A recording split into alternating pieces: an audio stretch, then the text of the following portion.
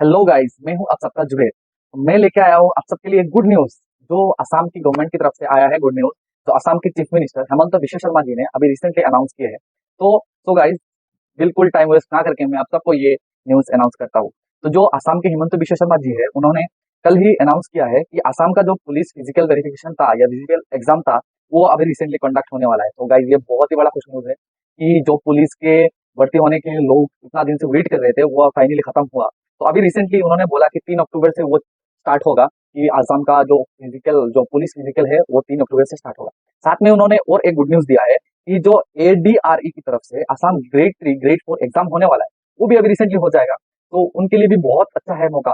तो so guys, जो grade 3 है वो सितंबर में होने वाला है, और जो ग्रेड 4 है वो आपका अक्टूबर में होने वाला है। तो गाइस, और एक बात भी है इसमें कि ग्रेड 3 का जो एग्जाम है वो पहले की तरह नहीं होगा। अभी जो ग्रेड 3 का एग्जाम होगा वो APSC लेवल की तरफ होगा। जैसे 3 एग्जाम कंडक्ट होगा, जैसे प्रीलिम्स है, मेंस है, उसके बाद इंटरव्यू है।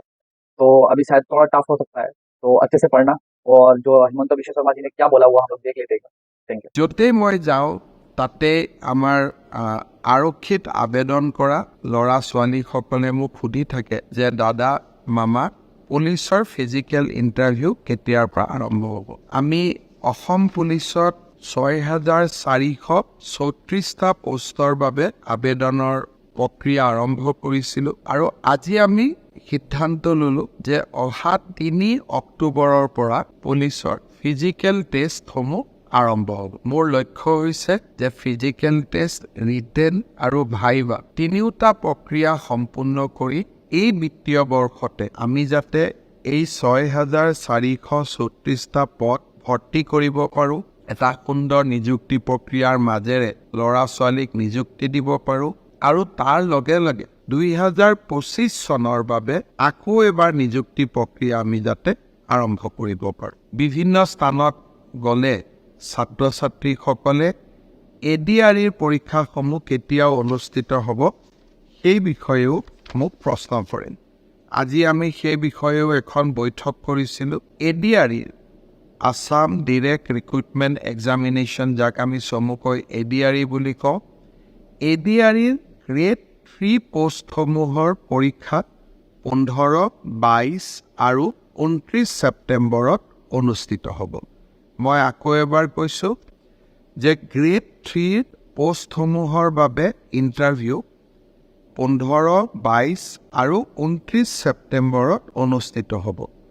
এই পৰীক্ষা এইবাৰ লোকসেৱা আয়োগে পতা পৰীক্ষাত আৰ্হিত হ'ব। প্ৰথমতে প্ৰিলিমিনাৰী পৰীক্ষা হ'ব, তাৰ পিছত মেইনছ হ'ব, আৰু মেইনছৰ পিছত আমি ভাইভা প্ৰক্ৰিয়াৰ মাজেৰে আমি সমগ্ৰ ইণ্টাৰভিউ প্ৰক্ৰিয়াটো সমাপ্ত কৰিম। প্ৰিলিমছ এক্সাম তৃতীয় শ্ৰেণীৰ পদসমূহৰ বাবে 15, 22 আৰু 29 ছেপ্টেম্বৰত অনুষ্ঠিত হ'ব। ঠিক সেইধৰণে চতুৰ্থ শ্ৰেণীৰ বাবেও আমি একেটাই ব্যৱস্থা হাতত ল'ম। প্ৰথমতে প্ৰিলিমছ, তাৰপিছত মেইনছ, আৰু তাৰপিছত ভাইভা ভৰ্তি। গ্ৰেড 4 বা চতুৰ্থ শ্ৰেণীৰ পদৰো প্ৰিলিমছ 20 আৰু 27 অক্টোবৰত অনুষ্ঠিত হ'ব। আমাৰ গ্ৰেড 3ত প্ৰায় 7,500 পোষ্ট আছে, আৰু গ্ৰেড 4ত প্ৰায় 4,500 বা আৰু অলপ 100-200 বেছি, ইমানখিনি আমাৰ পোষ্ট খালী হৈ আছে। এটা স্বচ্ছ নিযুক্তি প্ৰক্ৰিয়াৰ মাজেৰে আমি এই পদখিনি পূৰণ কৰিম। এলিমেণ্টাৰী এডুকেশ্যন প্ৰাথমিক শিক্ষা বিভাগৰ শিক্ষকসকলৰ নিযুক্তিৰ প্ৰক্ৰিয়াও খুব সোনকালে আৰম্ভ হ'ব।